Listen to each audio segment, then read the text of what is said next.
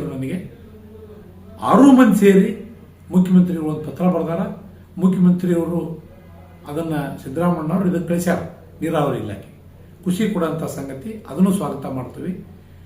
ಇಷ್ಟೇ ಮಾತು ಮತ್ತು ಪತ್ರಕ್ಕೆ ಸೀಮಿತವಾಗದೆ ಈಗೇನು ಇವರು ಪ್ರಯತ್ನ ಮಾಡಕತ್ತಾರ ಅದನ್ನು ನಮ್ಮ ರಾಜ್ಯ ರೈತ ಸಂಘ ಸಂಪೂರ್ಣವಾಗಿ ಅವ್ರಿಗೆ ಅಭಿನಂದನೆ ಸಲ್ಲಿಸ್ತೀವಿ.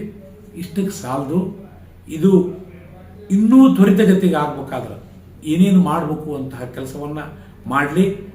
ನೀರು ಬರೋ ಮಠ ನಮ್ಮ ಹೋರಾಟ ನಿಂದ್ರಂಗಿಲ್ಲ. ನಾವು ಮತ್ತೆ ಬೇರೆ ಬೇರೆ ಹೋರಾಟದ ಕೈ ಹಾಕಬೇಕಾಕತಿ.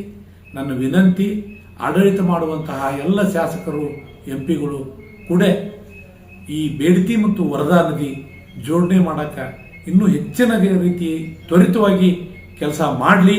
ಇಲ್ಲ ಅಂದ್ರೆ ನಮ್ಮ ಹೋರಾಟ ಸದಾ ಇರ್ತತಿ ಅಂತ ಈ ಮೂಲಕ ಆಗ್ರಹ ಮಾಡ್ತಾರೆ.